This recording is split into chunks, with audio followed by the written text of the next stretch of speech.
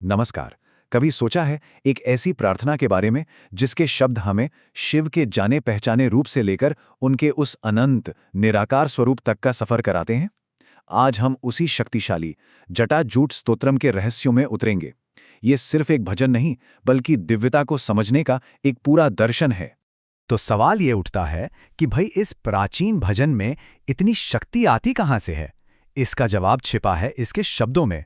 ये शब्द हमें शिव की दिव्यता के तीन अलग अलग पर एक दूसरे से जुड़े हुए पहलुओं से मिलाते हैं।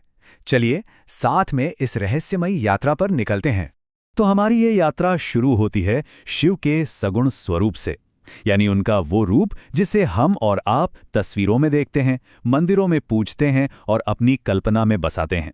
ये वही परिचित और मन को मोह लेने वाला रूप है जिसकी स्तोत्र सबसे पहले वंदना करता है। स्तोत्र की पहली ही लाइन है जटाजूट मध्यपुर गांग वारी, जो हमें सीधे शिव की जटाओं तक ले जाती है। अच्छा, ये सिर्फ उलझे हुए बाल नहीं हैं, ये वो ब्रह्मांडीय आश्रय हैं जिसने स्वर्ग से उतरती गंगा के भयंकर वेग को अपने अंदर थाम लिया था। जरा सोचिए, ये उनकी उस जबरदस्त क्षमता का कितना बड़ा प्रतीक है कि वो ब्रह्मांड की सबसे शक्तिशाली ऊर्जाओं को भी कंट्रोल कर सकते हैं। स्तोत्र आगे कहता है गले नील वर्णम, और हमें उनकी सबसे बड़ी करुणा की याद दिलाता है। हम सबने नीलकंठ की कहानी तो सुनी ही है, कैसे उन्होंने पूरी सृष्टि को बचाने के लिए समुद्र मंथन से निकला हालाहल जहर पी लिया था। उनका वो नीला कंठ सिर्फ एक पहचान नहीं, बल्कि उनके महान त्याग और इस ब्रह्मांड के लिए उनकी बेहिसाब करुणा का एक जीता जागता प्रतीक है। फिर स्तोत्र हमें उनके श्रृंगार की तरफ ले जाता है, भस्मनाभूषितांगम। उनका गहना सोना चांदी नहीं, बल्कि चिता की राख है। ये राख हमें एक बहुत बड़ी और अटल सच्चाई की याद दिलाती है। ये जो भौतिक दुनिया है और हमारा अपना शरीर भी, सब नश्वर है, सब एक दिन राख हो जाएगा। ये वैराग्य की पराकाष्ठा है, एक ऐलान है कि वो जीवन और मृत्यु के इस खेल से पूरी तरह परे हैं। लेकिन शिव का स्वरूप सिर्फ उनके शरीर तक ही तो सीमित नहीं है। अब स्तोत्र हमें उनके इस भौतिक रूप से ऊपर उठाकर उनके ब्रह्मांडीय विस्तार तक ले जाता है, एक ऐसी जगह जहां वो सिर्फ एक देवता नहीं, बल्कि पूरे ब्रह्मांड के स्वामी के रूप में सामने आते हैं। स्तोत्र उन्हें एक बहुत ही पावरफुल उपाधि देता है, विभुम विश्वनाथम। इसका मतलब क्या हुआ? इसका सीधा सा मतलब है वो जो हर जगह मौजूद हैं, जो पूरे विश्व के स्वामी हैं। ये सिर्फ एक नाम नहीं है, ये एक ऐलान है कि वो सृष्टि के जर्रे जर्रे में मौजूद हैं और हर क्रिया के नियंत्रक भी वही हैं। और ये नियंत्रण ये होता कैसे है? स्तोत्र की एक लाइन है भवाभूत सर्ग प्रलयाकुलम, जो इस पूरे साइकिल को समझा देती है। वही सर्ग यानी सृष्टि को बनाते हैं, वही उसका पालन करते हैं और आखिर में वही प्रलय के जरिए सब कुछ अपने अंदर समा लेते हैं। जन्म, जीवन और मृत्यु का ये जो पूरा कॉस्मिक डांस है ना, वो उन्हीं के इशारे पर होता है। तो अब हम इस स्तोत्र के सबसे गहरे और शायद सबसे मुश्किल हिस्से में आ रहे हैं। यहां शिव हमें अपने जाने पहचाने रूप से बहुत दूर ले जाते हैं, एक ऐसे सच की ओर जो निर्गुण है, निराकार है, जिसका कोई रूप नहीं है। स्तोत्र कहता है निरीहम निराकार ओमकार वेदम। आइए इन तीन शब्दों को थोड़ा तोड़कर समझते हैं। निरीह यानी जिसकी कोई इच्छा नहीं, निराकार जिसका कोई आकार या रूप नहीं है, और ओंकार वेदम जो ओम की ध्वनि के भी मूल में है, उसका भी सार है।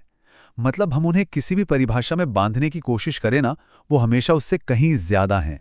और यहीं इस स्तोत्र का सबसे कमाल का विरोधाभास सामने आता है। देखिए, एक तरफ तो वो उन्हें पंचवत्रम यानी 5 मुखों वाला बताते हैं, और दूसरी ही तरफ कहते हैं न देशो न वेशो, न उनका कोई देश है न कोई वेश, वो पृथ्वी नहीं, जल नहीं, कुछ भी नहीं। यही तो उनकी महिमा है कि वो एक ही समय में रूप में भी मौजूद हैं और हर रूप से परे भी हैं। तो जब कोई इस विराट स्वरूप को महसूस करता है, जो साकार भी है और निराकार भी, तो मन में क्या भाव उठता है? जवाब है सिर्फ भक्ति और समर्पण। स्तोत्र का जो आखिरी हिस्सा है वो इसी भाव को समर्पित है। इस एहसास के बाद ना शब्द जैसे कम पड़ जाते हैं और मन बस झुक जाना चाहता है। स्तोत्र की पंक्तियां गूंजती हैं, नमस्ते नमस्ते विभो विश्वमूर्त। हे विश्वरूप, आपको बार बार नमन है। ये उस शक्ति को प्रणाम है जिसका शरीर ही ये पूरा ब्रह्मांड है। और नमन की ये यात्रा और भी गहरी होती जाती है। नमस्ते नमस्ते चिदानंद मूर्त। अब हम सिर्फ फिजिकल यूनिवर्स से आगे जाकर उस रूप को नमन कर रहे हैं जो चित्त यानी शुद्ध चेतना और आनंद का साक्षात स्वरूप है। ये उनके असली तात्विक रूप को प्रणाम है। लेकिन सवाल ये है कि उस चेतना तक पहुंचा कैसे जाए? स्तोत्र इसका भी रास्ता दिखाता है। नमस्ते नमस्ते तपो योग गम्य। ये प्रणाम है उस सत्य को जिसे सिर्फ दिमागी तर्कों से नहीं बल्कि तप और योग के रास्ते से ही पाया जा सकता है। ये आत्म अनुशासन और ध्यान के रास्ते को सम्मान है। और आखिर में स्तोत्र ज्ञान के रास्ते को सबसे ऊंचा सम्मान देता है। नमस्ते नमस्ते श्रुति ज्ञान गम्य। ये नमन है उस परम सत्य को जिसे श्रुति यानी वेदों और शास्त्रों के गहरे ज्ञान के जरिए ही जाना और समझा जा सकता है। तो इस पूरी बातचीत के बाद हम एक आखिरी सवाल पर आके रुकते हैं। ये स्तोत्र शब्दों का एक अद्भुत संग्रह है, इसमें कोई शक नहीं, लेकिन क्या ये उस निराकार को पूरी तरह से बयान कर सकता है जो हर शब्द और हर परिभाषा से परे हैं? शायद इस स्तोत्र की असली शक्ति यही है। ये हमें उस परम सत्य की एक झलक दिखाकर हमें उस पर और गहरे चिंतन करने के लिए अकेला छोड़ देता है।